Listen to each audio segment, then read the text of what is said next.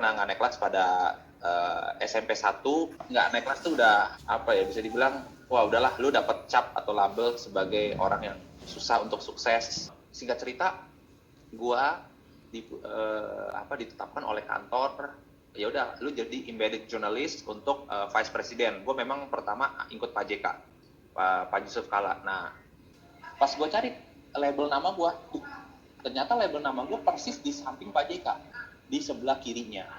Dia habisin take-one-nya. Ketika sudah habis, dia noleh ke gue, Alvin, kamu mau sekolah?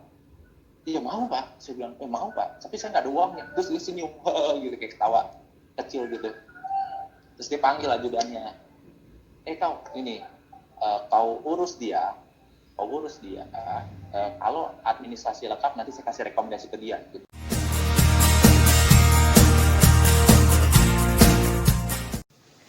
Halo Sobat YouTube sekalian, kembali lagi bersama saya, Benny Krisna di channel Verbatim Ilmu Komunikasi. Channel yang khusus membahas tentang ilmu komunikasi, jurnalistik, media, dan lain-lain.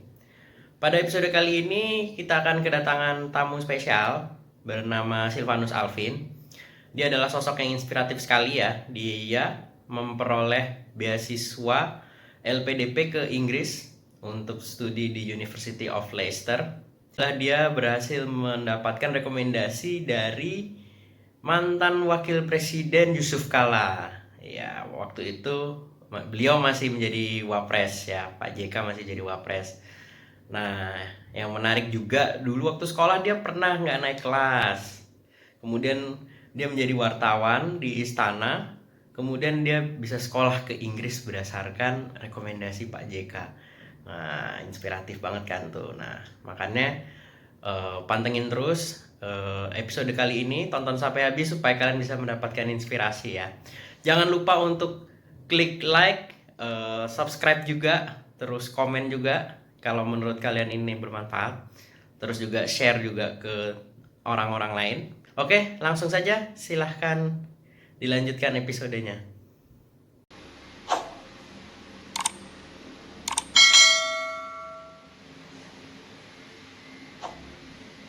Terima kasih sudah bisa bergabung bersama channel Verbatim Ilmu Komunikasi. Mantap. Ada tamu spesial Bapak Silvanus Alvin. Dulu dia adalah halo ya, terima kasih udah mau bergabung, Vin. Alvin ini dulu teman kuliah di UMN ya, Vin ya. Terus sekarang jadi dosen di Untar ya, Vin ya. Oh tidak. Sekarang ini gue tidak dosen, tapi sebagai kepala admission dan marketing di Tarumanegara Foundation atau di yayasannya gitu. Tapi yang hari ini mau kita bahas itu Alvin ini pernah jadi wartawan di istana ya, Vin ya. Terus pernah sekolah di Inggris berdasarkan rekomendasi mantan wapres Pak Yusuf Kalla. Nggak semua wartawan bisa jadi wartawan istana loh, dan nggak semua wartawan itu bisa dapat rekomendasi dari wapres untuk sekolah. Wah, kan luar biasa sekali nih. Nah, boleh diceritain dulu, Vin, nih sejarahnya atau backgroundnya dulu lu gimana sekolahnya, terus sampai bisa jadi wartawan istana, terus bisa dapat rekomendasi Pak JK gitu. Dan dulu kan waktu sekolah sempat nggak naik kelas nih, Vin. Nah, berarti tidak jadi jaminan ya, tidak jadi kesannya kan kalau nggak naik wah suram. Nggak juga, ternyata bisa juga toh gitu. Benar. Nah, oke, silahkan diceritakan dulu, Vin, silahkan. Nah, ini sebelumnya terima kasih kepada Bung Benedictus Krista Yogatama ini yang sudah sangat luar biasa membangkitkan animo masyarakat terkait jurnalistik gitu ya, kebutuhan untuk belajar jurnalistik. Wah, amin, ya. amin. Nah, melalui channelnya Verbatim, jangan lupa subscribe dan juga like dan komen ya. Nah, jadi gini, memang kalau kita berangkat dari pengalaman gua gitu sebagai anak yang pernah nggak naik kelas, terutama di eranya kita ya, di era tahun anak 90-an lah, generasi 90-an tuh nggak naik kelas tuh udah hal yang tabu gitu ya. Hal yang tabu, hal yang bener-bener apa ya, bisa dibilang wah udahlah lu dapat cap atau label sebagai orang yang susah untuk sukses, apalagi berhasil gitu ya. Kayaknya orang tua lu juga udah malas kali ngeliat muka lu gitu. Nah, jadi untuk teman-teman yang mendengarkan dan mungkin belum tahu, gue pernah naik kelas pada SMP 1. Dulu gue sekolah di IPK Sunter, salah satu sekolah swasta yang memang bisa dibilang agak strict untuk penilaian dan juga pemberian tugas-tugas gitu. Jadi ketika lu nggak naik kelas, itu udah bener-bener kayak, wah, lu tuh bodoh banget gitu. Nah, kemudian ya singkat cerita, gue kuliah gue tetap berusaha. Gue waktu SMP kelas 3 gue pernah dapat ranking 10 besar. Kemudian SMA gue juga gue masih tetap di IPK terus ya, gue nggak pindah sekolah, gue tidak menurunkan standar hidup gue. Nah, di SMA gue pernah dapat ranking 5 paralel, tapi memang untuk IPS ya, karena gue memang kalau untuk hitung-hitungan kurang cocok lah di situ. Terus gue kuliah di UMN, seperti yang tadi udah disampaikan oleh Bapak kece kita, gitu kan, Bu Krisna. Yeah. Nah, terus gue intinya terjun ke dunia jurnalistik. Ini nggak lepas dari lingkungan gue semasa gue kuliah di UMN yang memang benar-benar tuh semuanya anak-anak jurnalistik banget. Ya, kayak ada Krisna, terus ada beberapa pembicara sebelumnya di Verbatim Channel ini seperti Jawir dan juga Baba gitu, dan mungkin nanti Raf ya mungkin atau Toro gitu bisa, terutama juga Krisna gitu. Bagi yang nggak tahu juga, Krisna ini kan penerima beasiswa Kompas dan dia bekerja sekarang di Kompas juga, jadi memang the best of the very best lah. Dan dulu dia tuh kelas Ilkom A, jadi emang dia tuh luar biasa banget gitu. Nah, biasa aja. Singkat cerita gue jadi wartawan. Iya, masuk lah ya. Nah, lanjut. Gue jadi wartawan itu di liputan6.com yang kerja tetapnya. Tapi memang sebelumnya pernah magang di kompas.com sama detik.com. Cuma memang gue lama berkarirnya itu di Liputan 6. Nah, ketika di Liputan 6 itu gue langsung to the point aja bahwa di tahun gue yang masuk ke tahun ketiga gue sebagai wartawan, gue sudah menjadi wartawan istana. Jadi memang menjadi wartawan istana itu nggak mudah. Memang perlu berjenjang. Jadi kalau misalnya kita di level-level dunia akademis itu mungkin tahu bahwa wartawan itu ada yang namanya wartawan muda, wartawan madya, wartawan senior dan lain sebagainya. Nah, namanya jadi wartawan baru 2 tahun itu masih muda banget lah gitu. Nah, cuma memang kondisi sosial politiknya itu tapi kondisi sosial politiknya itu begitu mendukung. Karena kan kita ketahui dari presiden sebelumnya itu SBY dan Budiono, keduanya benar-benar presiden yang sangat takes time untuk berpikir atau to strategically appointing someone gitu kan. Jadi benar kayak mereka tuh orang yang lebih slow gampangnya. Nah, tiba-tiba berubah menjadi orang yang gercep atau kerja cepat kayak si Jokowi dengan tagline-nya kerja. Nah, itu jadi kayak di mana ada sebuah anomali dalam lingkungan kerja jurnalistik pada saat itu. Mereka yang wartawan istananya rata-rata orang yang sudah berumur. Nah, itu jadi mau nggak mau ya harus gimana ya, mereka beradaptasi ulang dan terjadilah culture shock juga. Dan ternyata yang namanya fisik nggak bisa dibohongin. Salah satu contoh ketika misalnya iringan presiden itu pasti ada yang namanya mobil ambulans. Ya, dia biasa bentuknya minivan warna hitam, di dekat ya anggaplah barisan kedua dari belakang gitu ya. Nah, itu harusnya kan memang diisi oleh tamu VIP, oleh VIP-nya, entah itu presiden ataupun menteri misalnya. Pernah yang sekali yang tumbang adalah wartawannya. Ya kenapa? Karena wartawan kecapean ngikutin Jokowi. Wartawan cukup senior tapi memang belum sampai yang berumur banget gitu. Mungkin di angka 30-an lah gitu. Nah, itu aja dia bisa tumbang, apalagi yang wartawan yang sudah lebih berumur gitu. Nah, kemudian singkat cerita, gua ditetapkan oleh kantor ya udah lu jadi embedded journalist untuk vice president. Gue memang pertama ikut Pak JK, Pak Yusuf Kala. Nah, Pak JK itu walaupun sudah berumur ketika dia memimpin sebagai wapres yang ke-11 seingat gua, Pak JK itu dia itu umurnya 72. Kalau gua nggak salah ingat nih ya, sorry nih agak lupa nih, gua agak miss dikit. Tapi dia tuh selalu punya tagline tersendiri yang memang dari zaman dia ketika bersama dengan SBY, yaitu lebih cepat lebih baik gitu kan. Lebih cepat lebih baik lebih efektif gitu. Iya, oke. Nah, jadi memang walaupun dia sudah berumur, sudah senior, tapi dia maunya kerja cepat. Nah, gue terus ya ngikutin ritmenya lah. Di situ baru gue ngerasain yang namanya pagi terbang ke Bali, misalnya, terus kemudian langsung ke Batam, terakhir di Papua, misalnya kayak gitu. Sehari itu? Keliling Indonesia lah. Dalam satu hari, itu Buset. pernah kayak gitu. Nebeng pesawatnya presiden itu?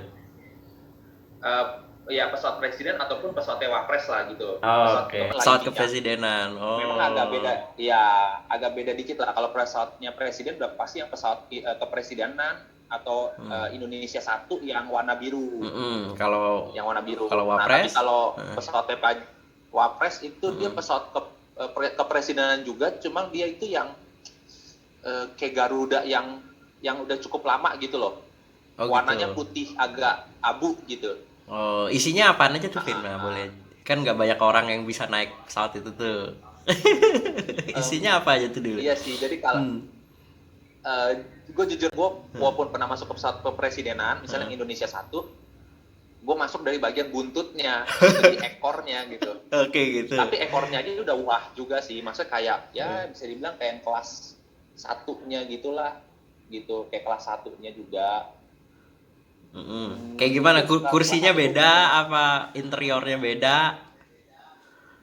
Tetap sama, tapi lu yang kayak ini loh, kalau bukan kursi yang pesawat kelas budget gitu ya kan, kadang kalau yang udah duduk di ekor itu kan rata-rata kursinya kayak kursi kelas budget yang kayak sempit banget. Ini enggak, yang kaki kita masih agak lapang, tapi memang 3-seater semua, tiga bangku gitu, 3 bangku kiri, 3 bangku kanan, dudukannya lebih lebar. Bangkunya sih kayak gue bilang yang kelas apa ya, yang kelas bisnis di Garuda kali ya, gitu. Dan selalu lagu Indonesia Raya. Nah, yang paling gue inget nih, menu makanan ya. Gimana? Di pesawat presiden. Nah, itu pertama itu susu kacang hijau. Selalu kita disambut dengan kacang hijau sama handuk anget. Bayangin, lu nggak bakal pernah ngerasain itu di pesawat manapun kecuali di pesawat kepresidenan. Yang layanin lu bukannya pramugari, tapi bilangnya apa ya, prajurit TNI AU. Prajurit perempuan TNI AU gitu. Nah, jadi kayak wah, lu segan juga gitu. Kemudian juga lagunya cakep gak tapi, Vin? Cakep. Oh, cakep. Kita tangguh-tangguh dan cakep-cakep. Oh, gitu. Indonesia lah. Siap. Oke. Terus makanannya tuh selalu nggak ada tuh yang namanya western food. Nasi uduk, nasi rames, kayak gitulah. Tapi memang khusus di pesawatnya Pak JK, kita tuh dessertnya itu adalah Häagen-Dazs, es krim Häagen-Dazs. Nah, itu ya gue nggak tahu tuh Häagen-Dazs itu punya Indonesia atau punya internasional, gue nggak tahu tuh. Tapi itulah faktanya. Nah, mungkin balik lagi ke pertanyaannya Bung Krisna. Oh iya. Gimana gue bisa balik gimana gue bisa dapat apa sih namanya, rekomendasi lah ya. Nah, ya itu gimana tuh? Gua ini memang dulu tuh mungkin kita sama-sama tahu lah ya, kayak yang namanya jadi wartawan tuh mungkin karena kita ditempat di UMN, di Multimedia Nusantara, yang anaknya Kompas Group itu ya dosennya wartawan, jadi dia udah kasih tahu ke kita gimana sih ritme kerjanya. Jadi ya gue ngikutin aja kan apa yang udah gue dapat di UMN. Nah, ketika gue ikutin itu, pokoknya Pak JK kemana, di situ ada gue, gampangnya gitu. Walaupun gue cuma bekal motor kayak kalau keliling Jakarta gitu, dimanapun dia berada gue ada di situ. Nah, sampai akhirnya Pak JK itu juga notice dengan keberadaan gue. Setiap kali kalau ada kegiatan, gue selalu berada duduk paling depan, ataupun berjongkok gitu ya depan dia untuk ngerekam dia atau ngetik omongannya dia selalu notice, kau lagi gitu. Mungkin dia sampai sekarang mungkin nggak tahu nama gue, mungkin tahu kalau diingetin, oh ya tahu, oh si Alvin itu yang ini, tapi at least dia tuh notice muka gue gitu kan, di mana-mana gue selalu ada. Nah sampai akhirnya gue masih ingat halal bihalal, biasa halal bihalal itu kan setelah lebaran ya.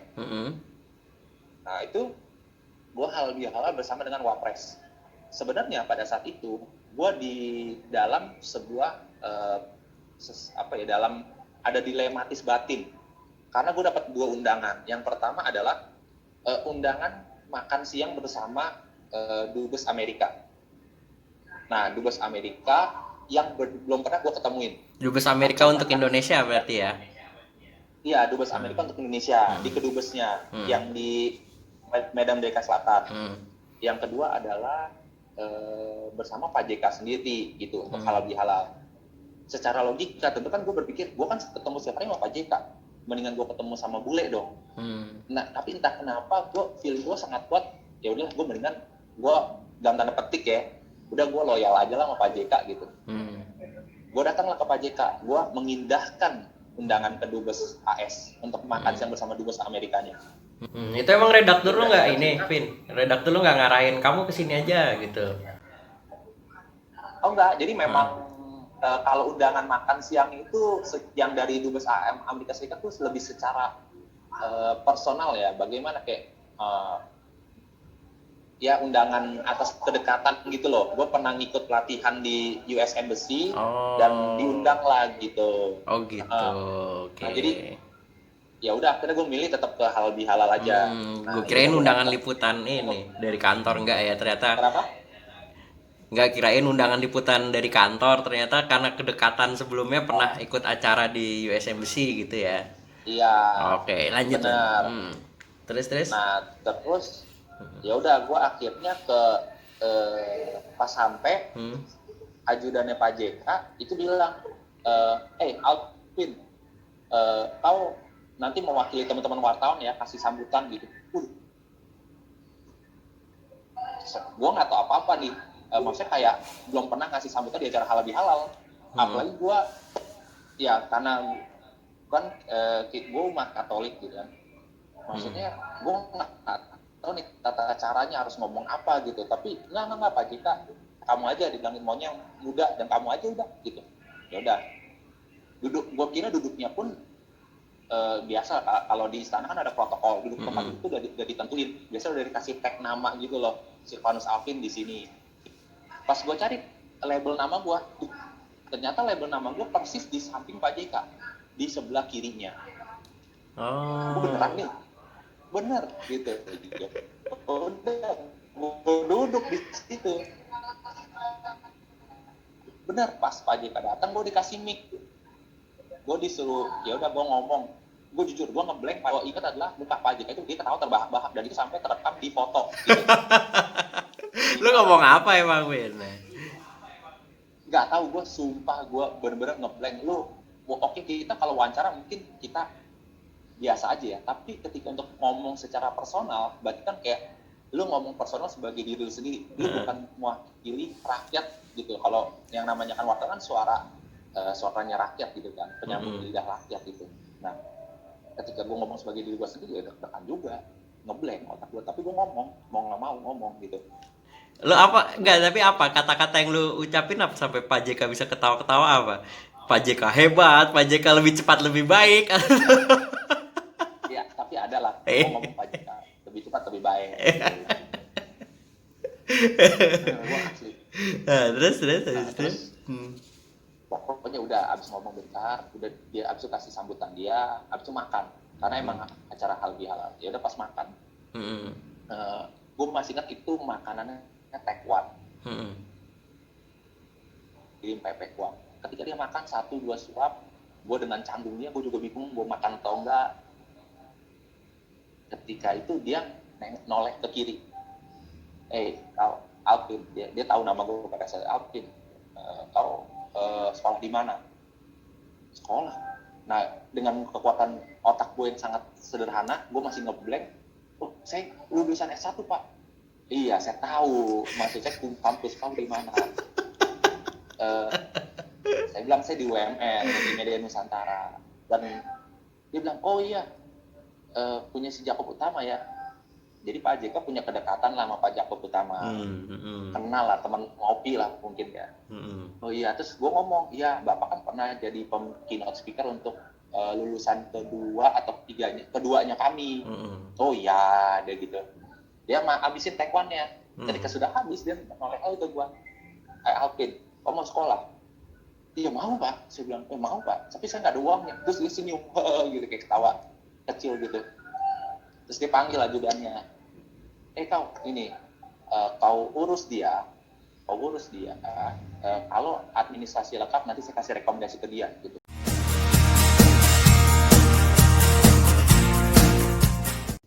Halo penonton, gimana ceritanya? Seru kan?